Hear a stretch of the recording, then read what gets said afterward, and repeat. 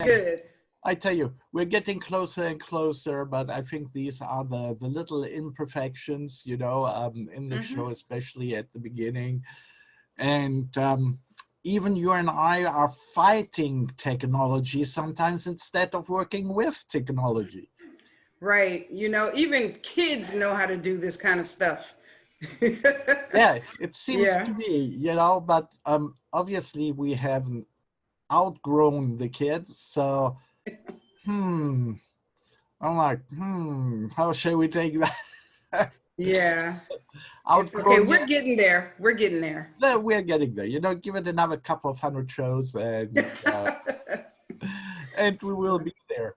Well, we have really, I mean, some cool guests today. You know, we have Ojie Fortune from Nigeria.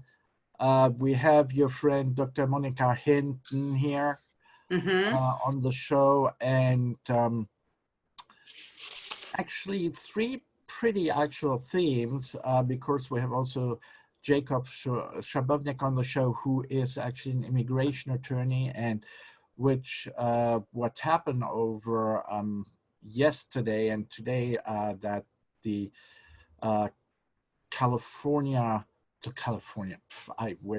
the Superior Court, Right. the Superior Court, you know, validated the DACA program for right now. And I know I'm not really expressing myself right, but that's why we have Jacob on the show who can explain us exactly what's going on with DACA.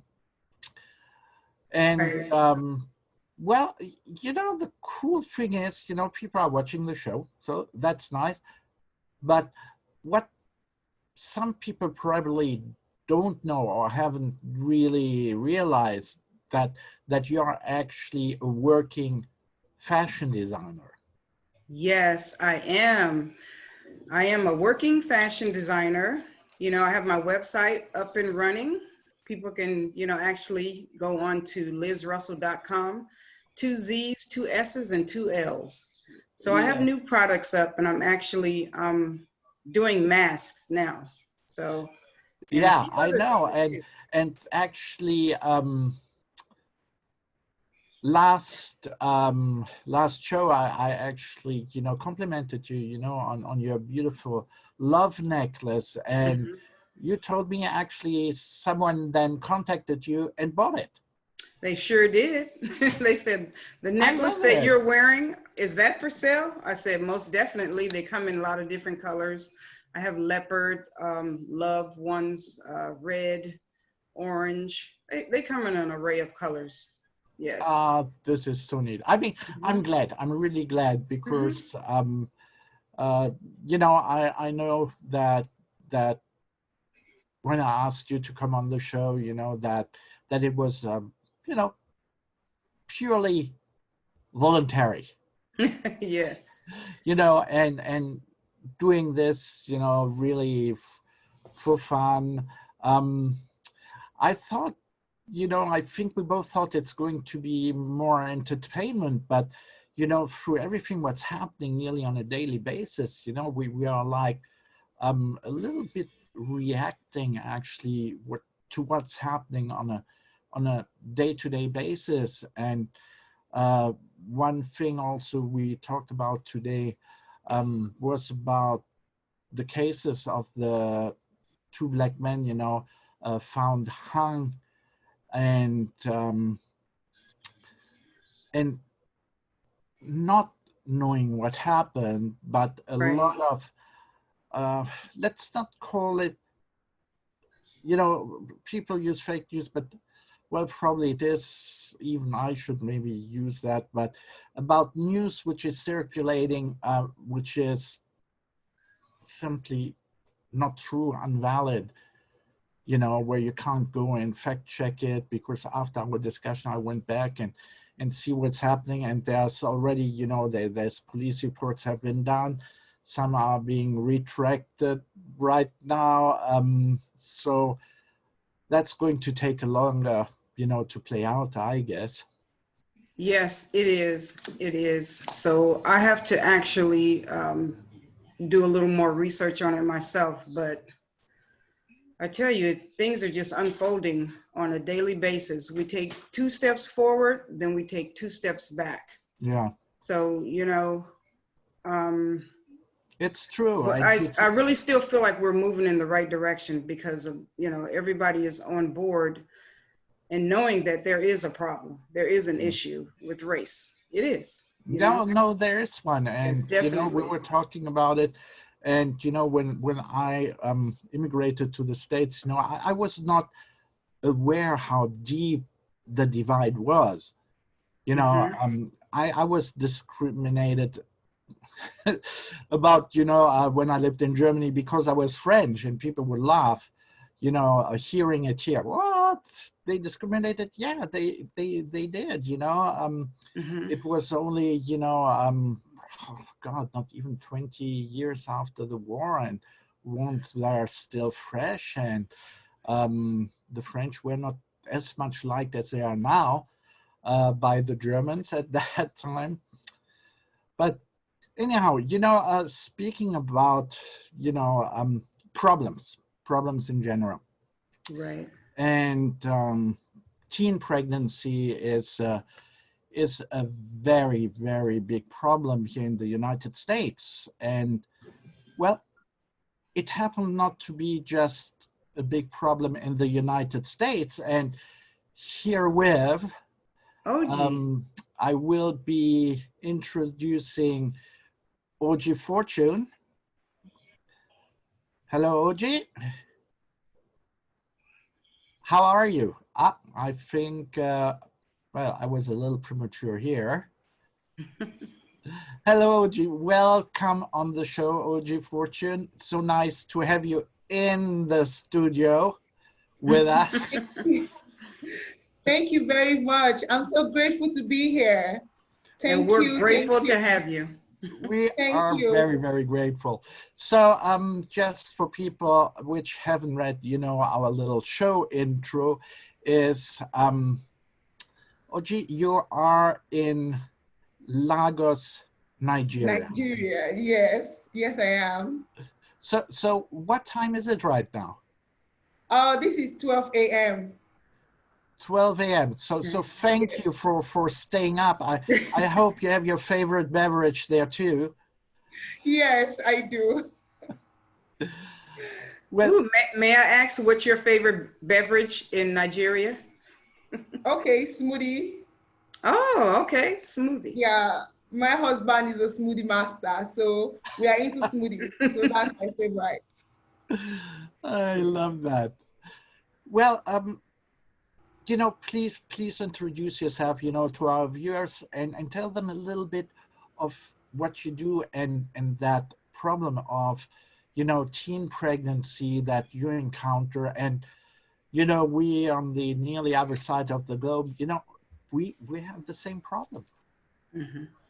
Okay, I am Mrs. Ojie Fortune. I am married to Mr. Ojie Friday. I'm from Nigerian.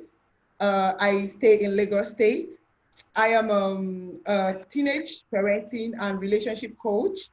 And I've been into teenage parenting for over 6 years now. And though I've not really been social about it, but on the background, I've been going to schools and I've been doing the background work on teenage parenting and also relationship coaching. So, but this year, I decided to go social. So I started to blog. I started a blog page called getbackfaith.com. And on the page, we have 2 things, relationship coaching and teenage parenting. I write articles on teenage parenting and relationship coaching. And by the grace of God, it's really been doing well. And I've really talked about so many things. Go ahead here. I just pulled up your website, for people to see. All right, thank you very much. I'm grateful. So I've talked about so many things. I've talked about how to prevent teenage pregnancy. I also talk about how to bond with your kids. I talk about the diary of a teenage girl. I also talk about 5 ways to get over boredom. I also talked about 10 ways to communicate with your spouse. So there are so many things, so many useful information. There are so many useful information, educative and informative, to help you take care of your children, your teenagers mostly, and to also help you handle your home with your spouse. So I'm very grateful to God for the privilege for me to do that, because it's my passion and I'm running it with the whole of my heart. So what would be, you know, okay, what would be the type of advice, you know, you can give a parent, you know, and how to go about informing, you know, your teenager, how to prevent getting pregnant? Okay. In one of my articles on my blog, I wrote about how to know if your child is following you. That's if they are taking after your steps or if they are listening to what you're saying. Like, we have 3 kinds of teenagers. We have the strong will, we have the obedient, and we have the followers. Now, in the followers, they do everything you do.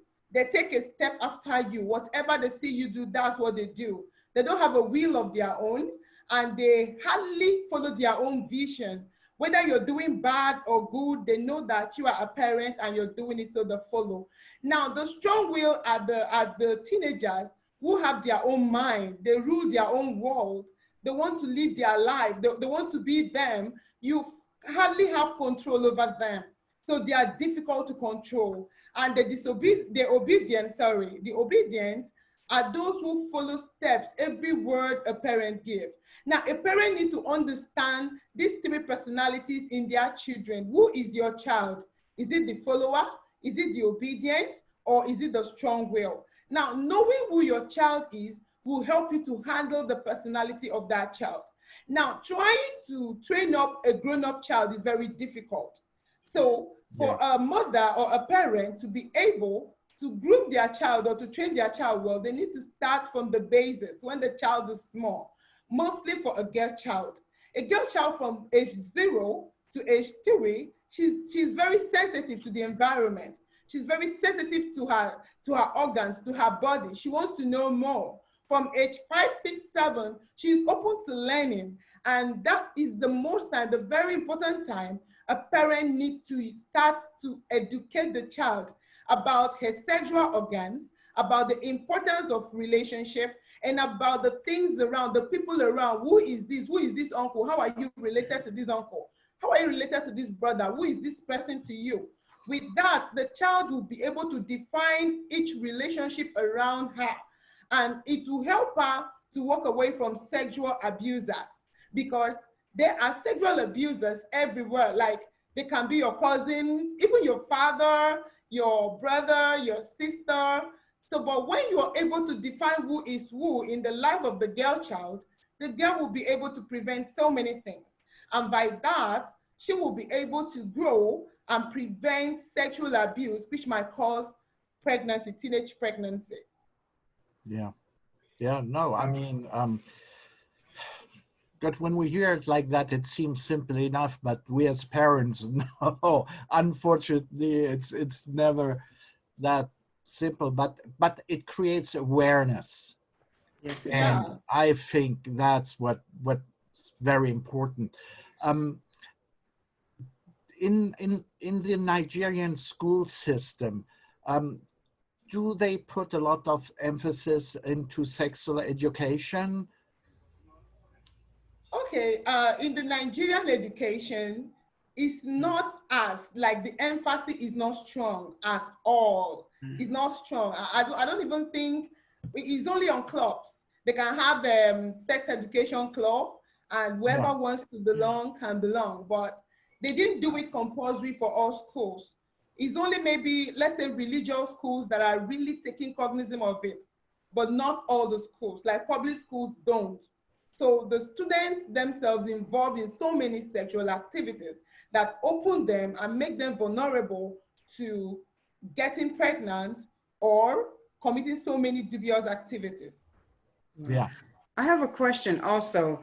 Does this go for the young men too? Do you guys have counseling together, you know, with the teen pregnancy? Are the young men involved, the fathers, the young fathers, are they involved too? Do you have counseling for them as well? Yes, they are very involved because they are part of the whole game. Like if they are not well educated, the children might start sleeping with themselves. Mostly the boys and the girls, when you leave them alone and go to work, you don't know what they are doing behind. You don't know what's going on in your home, right under your roof. But when they are well educated, they will be able to resist and they will be able to define their relationship between themselves. Even the fathers too is very important to enable them gain self-control towards their daughters or their children.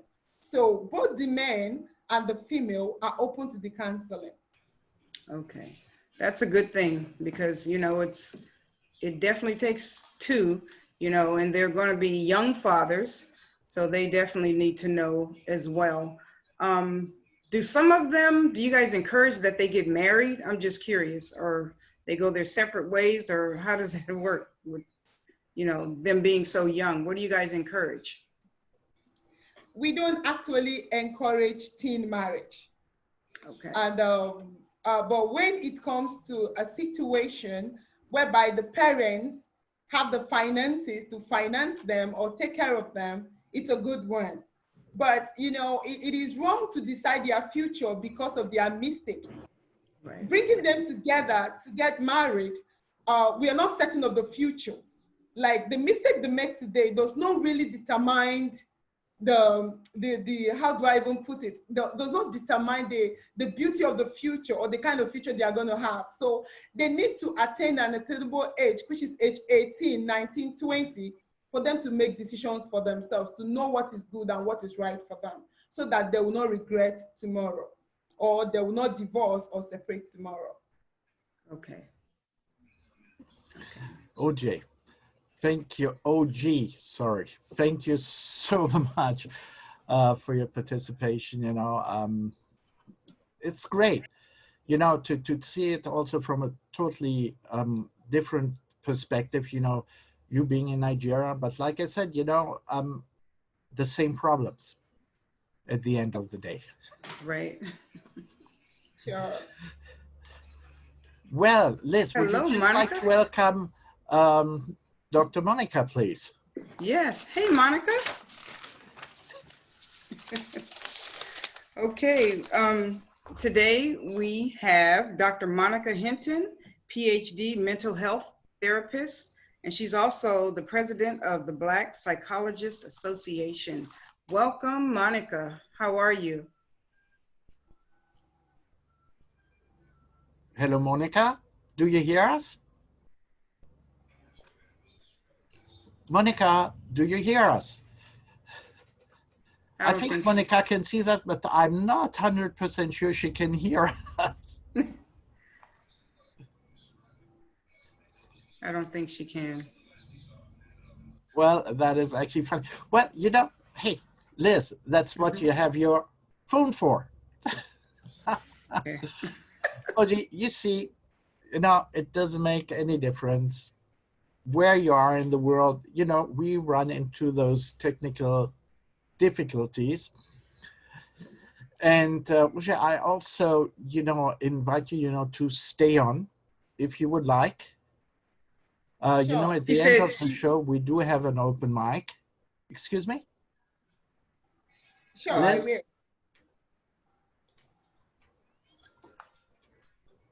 No, I don't think she is hearing us, which is, well, it's okay. You know, we have Jacob who just came on the line, and it's his slot. So, hello, Jacob. Gosh, I can't hear anything. Hello, Jacob. I think she's on now. Can you hear us, Monica? We'll see. Hello, Jacob. How are you? Hey, Eric, how are you? Good to see you. Good. Well, so may I introduce to you, Mr. Jacob Sapochnick? Do I still butcher it? I do. I know. I hate it. Never And learn. we've known each other only for like, I don't know, 15, 16 years. That's good. Immigration lawyer from the law offices of Jacob and Sapochnick here in San Diego. And I know you're a busy man, like everybody here. You know, we are all busy, but particularly in what happened yesterday in the court ruling, you know, in DACA for the DACA recipients, I would. Yeah, it happened today, actually, this morning. Yeah, happened today, or the news was today. Yeah. And if you could elaborate a little bit on it, because I tried to explain it at the beginning of the show, and so many layman's terms, you know, suddenly took over. But it basically says that right now they can stay. Yeah, so basically, just for people who don't know what DACA is, so, you know, it's an executive order that President Obama, you know, issued in June of 2012. And basically what that order did, it stated that, you know, those kids that were brought here, you know, they were young by their parents, as long as they were before the age of 16 when they entered a particular date, they had to be under 31 on June 15, 2012, and come to the US before 16, they could be able to stay here and renew their permits every 2 years. And then for the last 8 years, they've been doing this every 2 years. Right now, we have about 850,000 of these DACA kids who are now, they're not kids anymore, right? They're working, some of them are medical professionals. And so 2017, Trump issued an executive order, just like Obama did. And in his order, he says, no more DACA. So no more DACA people can file, no more, you know, you can't get new DACA applications. The only thing that you could do since 2017 is the ones that already had it could renew it every 2 years. And the decision today basically said that Trump's order was illegal, and it was essentially, you know, he didn't do it correctly, and it violated the Constitution and things like that. And so now they essentially, DACA applicants can stay, they can continue to renew their applications. And we have to see in the next week or so if new applicants, people that never filed for DACA, because of this decision, if they can file those new cases today, I mean this week, next week, we're gonna know in the next few days if people can file for new cases. But essentially, it's all good right now until the next time he fights it. Until the next time he fights it. Until the next time. Yeah. I mean, being an immigration attorney, you know, at all times it's tricky because legislation has been changing a lot, I think, especially in the past 3 years. Absolutely. Every week there's something new. I get up in the morning, I open my phone, you know, we have you know, Twitter and YouTube and all that. So every day something changes. Yeah. Yeah, it's how do you cope with your workload right now in your office? So I mean, you know, it's not easy. Obviously, we're trying to, you know, we get a lot of calls every day. We have, you know, 5 people who answer the phones. All they do is answer the phones. We have a software that tracks how many calls we get every day, so we can see that we don't miss anybody. So we get about 190 new calls every single day. 190. Those are people that never ever talked to us before. Mm-hmm. And so these 5 people, they feed those calls, they talk to them. We have a whole system. We have automation to respond to email, to text messages. I mean, it's just insane, you know. You know, I do, you know, we have a YouTube channel as well where we do, like today I did a live YouTube. As soon as I finish the live, people start calling again. I'm very active on TikTok. I don't know if you heard of TikTok, but TikTok has been a very powerful tool for us. Yeah, I heard you are a good dancer, yes. No, I don't dance on TikTok, but I do get information out. So yeah, it's been really effective, you know, but it's the only way for people to know because things change every 10 minutes. It is. It is. So I know that one particular time you were very active, with investors' visas. So did they totally dry up? Did investors into the American economy, get scared, or has that been, are they on standby, or what's happening there? So, it was a little bit slow in March, April, because of, nobody could do anything. But now definitely there's been a rise in investment visas coming here. Because, American businesses are closing and investors see it as an opportunity. So we have a lot of Europeans that are coming, they're buying stores, restaurants. We had a client in Phoenix that he came from, I think was it Dutch? And he bought like a franchise, not a franchise. There were like 4 or 5 restaurants, local Mexican restaurants, and he just bought them. And he's gonna do a different new concept. But he bought the building, the whole thing, because the owner went bankrupt. And so there's definitely more opportunities now for people to come and get investment opportunities, and they know that. So as soon as the flights are open, they're gonna come here and start buying. Can I ask a question? This is something someone may be interested in. I was wondering, do you have some special type of programs for those who really can't afford it, your services? Is there, someone that's trying to reach you? How could they get in touch with you? And, is there a special rate, or, Yeah, of course. Talk a little bit about that? I'll tell you what we did. So basically around April, we had a lot of people calling and everything. So what we decided to do is we built a private Facebook group, and the group is basically, me and a bunch of the attorneys at the office.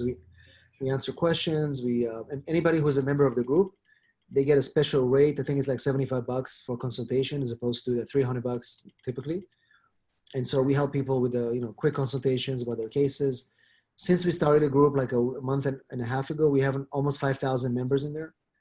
It's been a really fast growth. So we offer a special rate for people that I can't afford. And we started an online course. We call this Immigration U. So people that are not able to work with an attorney, they can go and buy the course. The course is only $45, $47. There's a lot of new information in the course. And then we're going to start a membership, I think in a few weeks, just for people that are not able to work with attorneys on a regular basis. Once they become members, they can have access to some, a question and answer. So we did a lot of pivoting during the crisis to help people. Like we bought a whole new phone system that is connects to video calls. We invested in a software that allows clients to complete their applications online instead of coming to the office. They sign even with their finger and everything. Essentially, we don't even have to be here anymore. We can just work from home for the rest of our life. But the members of the office, they like to see the clients sometimes. So like I'm in the office today. It's the first time of the week that I'm here.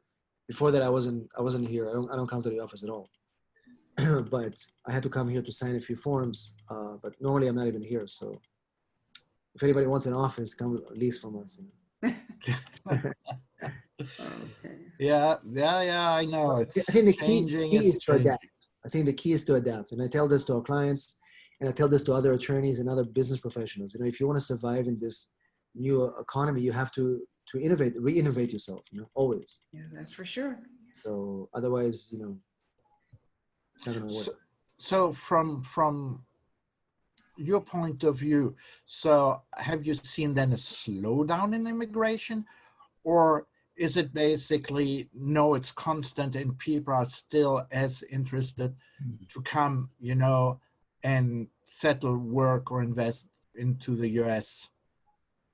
So I don't think March and April, everybody felt a slowdown, but it's not because of business, it's because people were scared, right? But now people need help. For example, our biggest cases are coming from overseas right now because people are stuck abroad. Green card holders, people with visas, they need help to come back, and they're worried they're going to lose their benefits. So we have to provide letters of support. We have to help them speed up their cases. Immigration was essentially shut down since April. Yeah. So now they're reopening. People need help with, anything. So, there's definitely not been decline in our business. So how is it like with H-1B holders, you know, who were waiting for renewal, which are now, you know, the H-1B visa has run out. So they're kind of in limbo and waiting if their next visa is going to be approved or not. Yeah, so for example, the H-1B visa that you're talking about is, you know, it's a work visa, right? So yeah, for new H-1B visas, this year there was a different process where they can file them online, and then they have 90 days to file. So people can still file them between March and the end of June if they won the lottery. But people that have H-1B visas, the problem right now is that a lot of companies are laying off employees. And if you have a visa to work in the US and you lose your job, then you have to go home. But how can you leave? You can't leave because the country is closed, right? So we have this kind of issues. You lost your job, you don't have a visa anymore because the employer terminated your visa, and you can't leave the US. So now you're breaking the law. So now we have to negotiate between those clients and the CBP and the Customs and Border Patrol and say, hey, this client cannot leave. Can you give them a satisfactory departure type of permit to stay here while the flights are opening? You know what I mean? So much anxiety here. People are just worried. And that's kind of how we come in the middle, trying to help everybody to navigate the system, right? Even a lot of tourists who are stuck here since April, Europeans who come on a 90-day permit at the ESTA, those people are stuck in the US. They need help to extend this ESTA, right? Yeah. So the government created these new forms and new procedures to help people who are stuck in the US to be able to stay longer. And that's kind of where we come in to help them. It's true. We don't even think about that people are actually stuck. Yeah, a lot of people are stuck. Yeah. Stuck in San Diego, right? Yeah, yeah, they're definitely, yeah, it's bad. It's bad. Yeah. Well, thank you, Jacob. Thank you very much for the information. And please feel free, you know, to stay on. You know, we do have an open mic at the end of the show. So if you want to ask, you know, the other guests, you know, questions, please, you know, feel free. I know you're a busy man. Thank you. If it wasn't a day like today, I would stay for sure. But I have a consultation and a bunch of people are, you know. But okay. Beautiful format, and I'll be happy to share once you finish the show and put it online. I'll share it with our audience, and happy to help you push the show. Thank you. That's thank awesome. You. We all thank appreciate you so much that. for coming. And like us on YouTube. Okay, so let's try again to introduce Dr. Monica. All right, Monica, can you hear us? Hinton. All right, so you can hear this beautiful introduction. So we have. Hold on, now she just has to unmute herself. Yep, she just unmuted herself. Hi. Welcome. Hey, Monica. Hi. So we have Dr. Monica Hinton, PhD, mental health therapist, and she's also the president of the Black Psychologist Association. And she has been featured on quite a few news stations here over the last couple of weeks. And we are so happy to have you join us here today. Could you, you know, tell us a little bit about yourself? And I do have a couple of questions. Well, thank you, and happy to be here and get to see you, Liz. I haven't seen you in a long time. So I do have a PhD in clinical psychology. I'm originally from Houston, Texas. Moved here, 20 years ago now. That's a long time. Wow. So now I guess I'm a San Diegan for real now. And then I'm currently working at Sharp McDonald Center, and that program is an addiction program. And as you stated, I'm the president of the Association of Black Psychologists. I'm also, as of this year, on the board of the San Diego Psychological Association. So I stay pretty busy. I see. I know you do. Well, that's why thank you, you know, taking the time, you know, out of your day and being here. And Ojie, again, thank you for staying up so long. Thank you. It's my pleasure. I'm enjoying the show. Yes. Thank you so much. So, Dr. Hinton, Monica. Yeah. I go by Dr. Monica, so you can just say Dr. Monica. Okay. So could you tell us a little bit about some of the clients that you have and, you know, the type of things that you know, come across? Yes, so our program, like I said, works with addiction. So we have 3 levels of programming. We have an inpatient program, a day patient program, which is called PHP, 5 days a week. And then we have a IOP program, which is 3 days a week. Unfortunately, right now, because of COVID, our day patient 5 days a week program is on hold. And yeah, and then I mean, I cannot predict when it actually will open up, but right now we do have our 3-day-a-week program. We've been doing that virtually. Starting next week, it is going to open back up to be in person. And then we have our inpatient program as well. So, and we work with people with recovery, with life challenges, with helping them find a sponsor, helping them find a therapist. Really, it's really their first step towards recovery. And so that's really our goal there, is to really work with them with that. Right now, my position involves in working with insurances, which is its own challenge. So once someone comes into the program, then we have to justify extended stay. And so right now that's my role, to really talk with insurances and justify why we want this particular person to remain in our program and to continue treatment.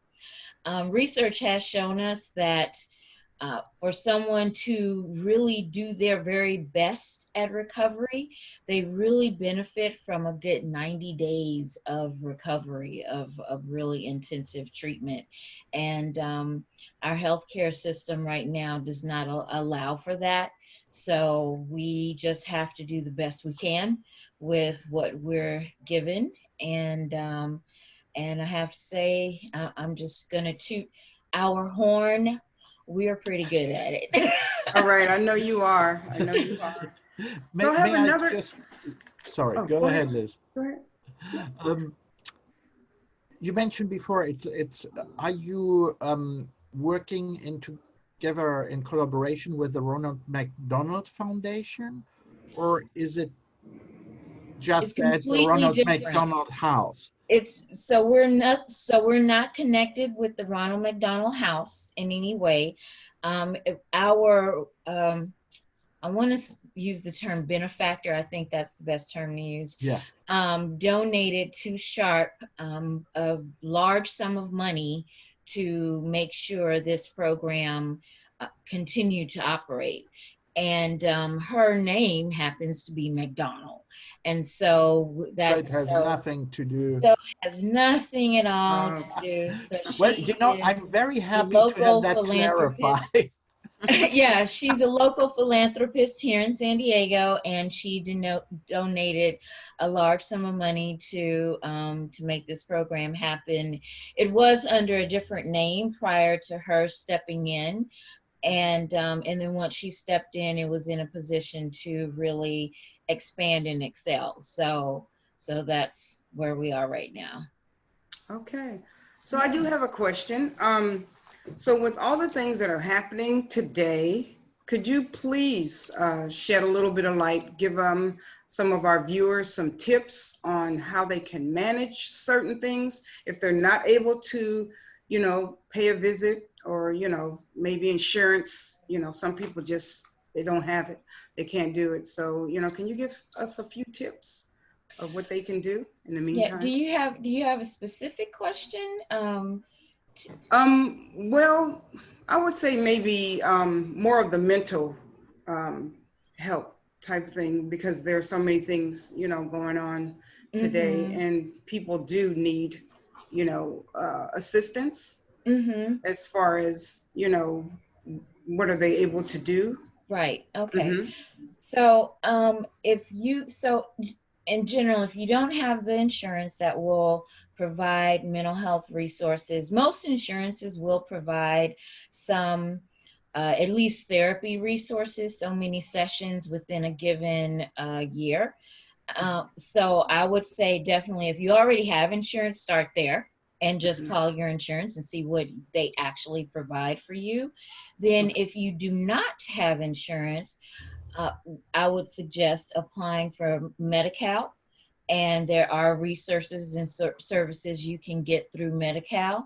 And then even if that is still not an option, then I would suggest calling 211. And you can call 211 from any phone nearly 24 hours a day. And then they can help direct you to some services here in San Diego. And each county, pretty much now in the United States, has a 211 line.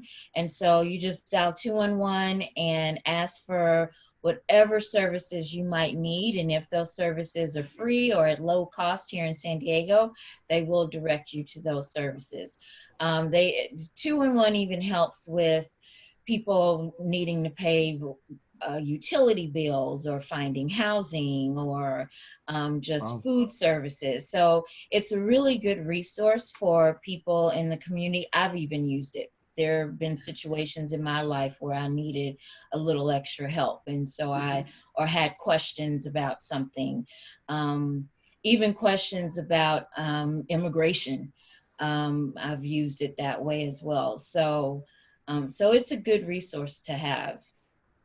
And you can, any phone, it doesn't matter. So pay phones pretty much don't exist anymore, but when they did, you could still just pick up a phone and dial 211 and someone will answer. Okay. That is interesting. What does that number actually stand for? Oh, because I mean, frankly, I had never heard about it. Mm-hmm. So now I'm like, 211. How could I have found that by accident? Okay, let me, I'm going to back up some years back, go back in history a little bit. So 211 is underwritten mainly by the United Way. And so the United Way for many, many years had been a good service for finding resources. So, and I've been doing mental health a long time. If I tell you, you'll know my age, so I'm not going to tell you. But I've been doing mental health a really long time. And so United Way has always been a place to find resources. And I think here in San Diego was one of the few trials of 211. And so they decided, well, we need an easy line where no matter where you are, you could just call this one line and get the resources and the services that you need. So I don't remember the date, so don't quote me, but it's been, I don't know, 2001, 2002 that initiated. And so now, since then, other organizations have stepped in. It's part of the San Diego's initiative to normalize mental health. And so you can go online and do Help San Diego, and they'll lead you to 211, or you can go online and just type in 211 info, and it'll direct you to a website. So it's just over the years have progressed to a really good resource for community services. So it's really more local.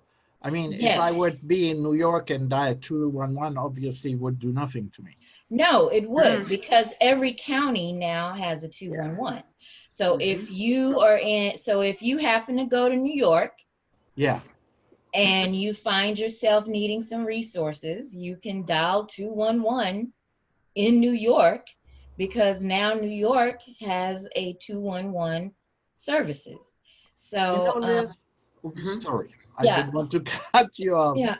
So it's just really expanded over the many, many years of being in existence. Didn't it start out being for like senior citizens, and that's what it kind of started out as? I believe so. I believe so. It started off senior citizens to help them find services. Right.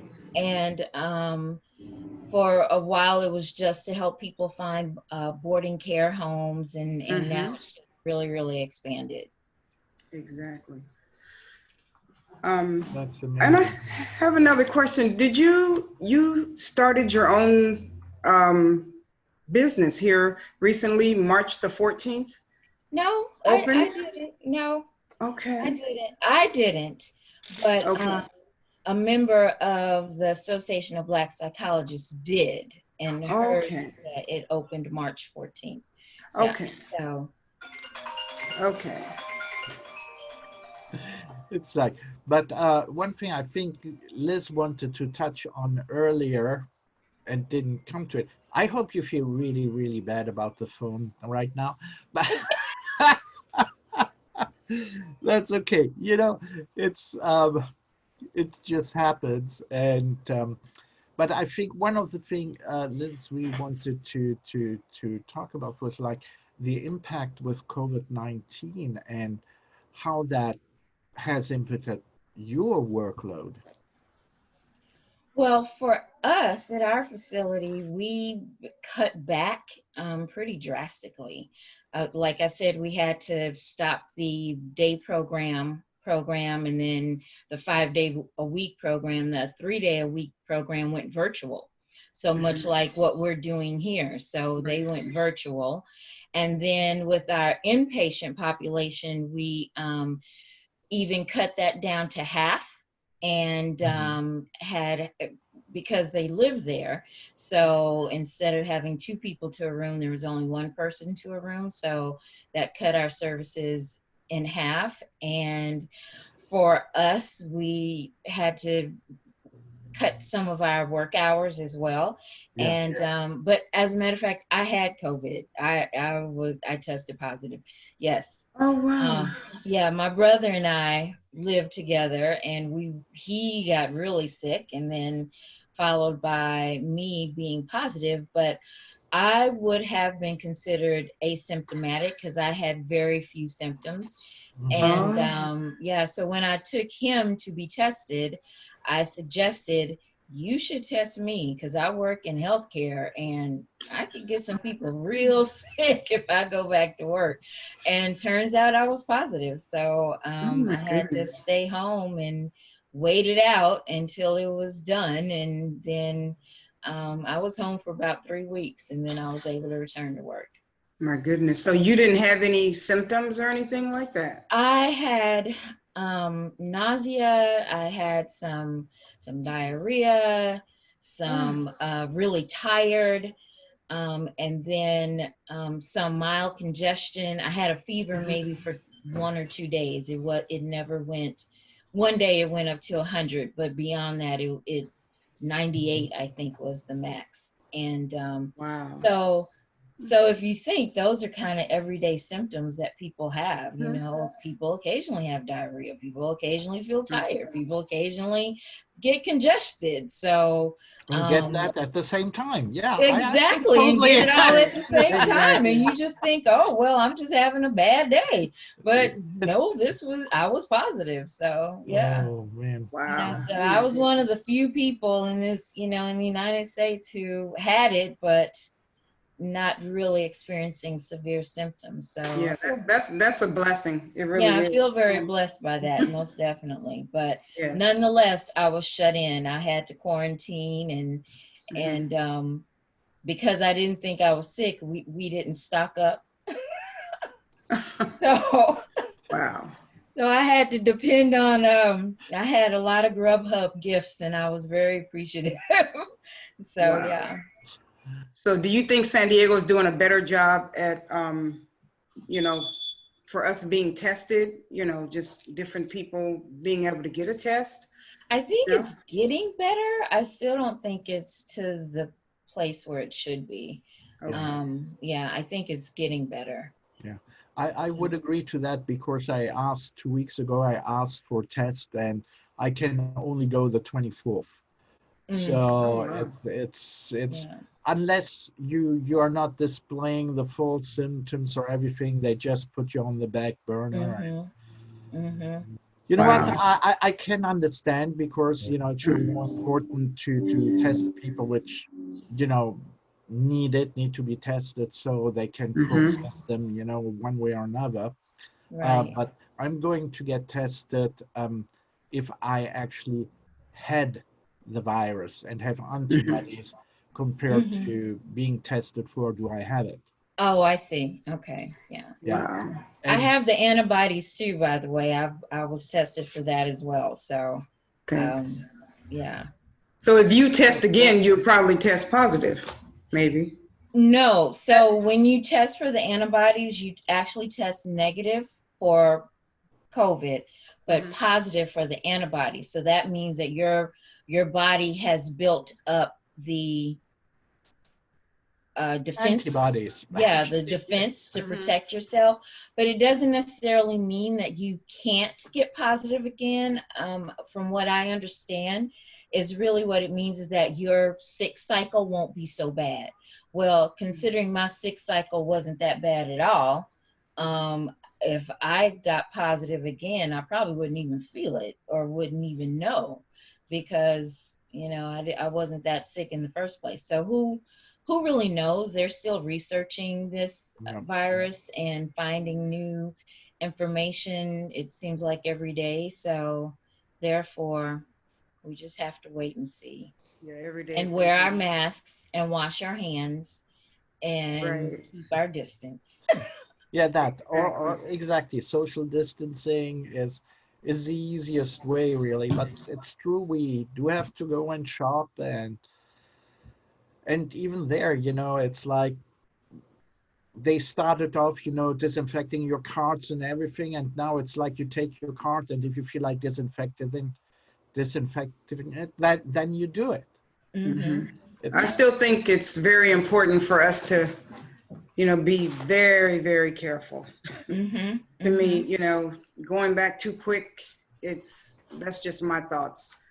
I'm Yes. just kind of still laying low, and I'll probably do that for a while until I yeah, feel comfortable, because Mm-hmm. you never know. Mm-hmm. We don't. You can't see it. It's kind of hard to tell Yep. if you're not having any symptoms. Then you don't Mm-hmm. know, but you could Mm-hmm. give it to somebody else. So. Mm-hmm. yeah, Mhm. that's really the biggest problem.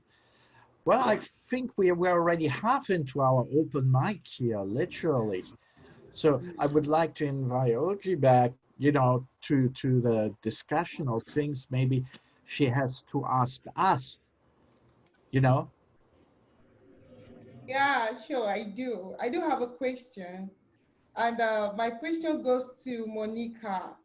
You Mm-hmm. know, Mhm. I feel so positive when she said that she tested positive, and she's not afraid. She's still fine.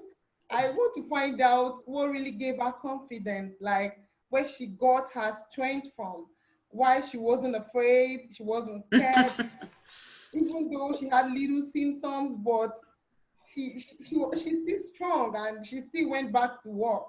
So I really want to find out what was your strength, what's your courage, like Um, what's your hope? I'm going to say my strength was my faith, first and foremost. That I believe in God and I pray, and I go to church, and my church is online, and so we kind of stream and talk and praise, and so that was, for me, that was my strength. And I also have learned on some level to kind of just go with the flow and plant, bloom where I'm planted. Uh, So I decided to bloom, and I learned some new recipes and connected with some old friends, and just used the time as best as I could to uh, pull myself together and get ready to go back to work. Towards the end, of course, I was a little bored, and I was like, oh, okay, I'm ready to have something to do. Um, but that's what I did. And then, of course, I use something. There's something that we teach, and at our facility, and it's called grapes. And so I used that as well. And so grapes stand for be gentle with yourself, relaxation, accomplishment, pleasure, exercise, and social. And so we recommend this to our patients. And so we, you know, for G, reflect on something enjoyable, or just, you know, give yourself a break. If you need to sleep, sleep, give yourself a break. Don't be so hard on yourself. Relaxation would be, you know, meditation, or just listening to some good music.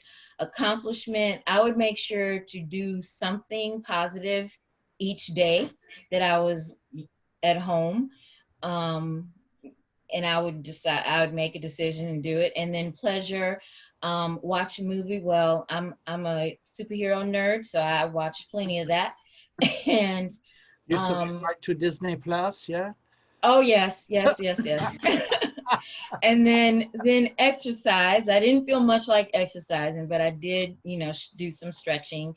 And then S is for social. And like I said, I reached out to family members and friends and caught up with old friends that I hadn't spoken with. And so I made sure to do that practice every day. And so that's one of the easiest things you can do to give you that strength. And then, of course, like I said, also for me, my spirituality is very important.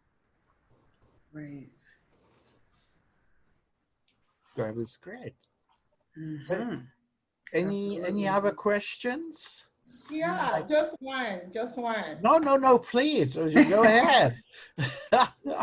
Okay. Actually, I'm so excited, and I've learned one or two things from what you said. But I really want to know the kind of recipes you tried on during that period, so that yeah, so I had never made what is it, coq au vin, and I always wanted to learn how to make that, so I made that. And then I made something called honey garlic chicken, which is a Jamaican dish, and it was beyond awesome.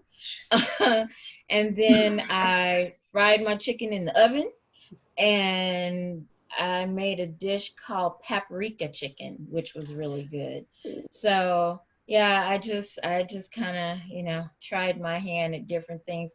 Some didn't work out so well, but others were brilliant. Yeah, so I finally made banana nut bread. I never had made that before, and I had bananas and nuts, and I was like, well, let's give this a go. So I just looked in the pantry and saw, what do I have? And then I looked up a recipe that would match what I had, and I said, well, let's give that one a try. So that would be my accomplishment thing. So in my grapes, that would have been something I accomplished on that particular day. Right. I love that. That's really cool. Grapes. I'm going to have to get that from you because I didn't need to write that down. Yeah. Yeah, because we could all definitely use that. I find myself, I walk like 3 miles a day. So that really helps a lot, you know, the de-stress type of thing. And I'm trying to, you know, stay focused. Yeah, with that. And it really helps a lot. Yeah. Well, I guess on that note then, we just wrap it up. And my ladies, in this case, I have to really say just my ladies, because I'm surrounded by them. And thank you so much for being on the show. I hope, you know, that the viewers get something out of it. You know, we try to keep it light, but it never stays as light as we like. You know, it always, there's so much happening, you know, it just can't be all fluff these days, can it? No. Absolutely not. Yeah. So, Monica, thank you so much. Thank you for having me. Thank you so much for staying up so late. You know, it's like, what about 1 o'clock in the morning now, is it? Yeah, this is 5 minutes after 1.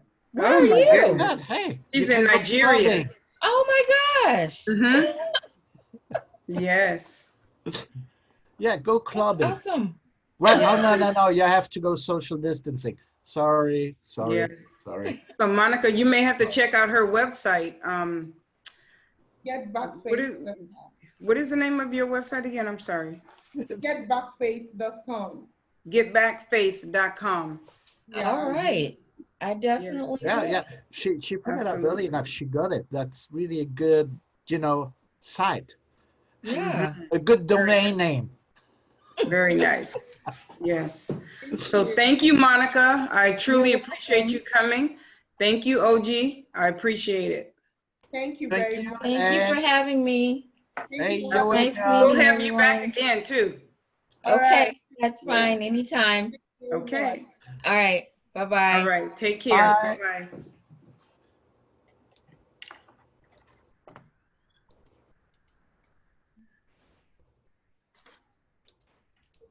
Hold on.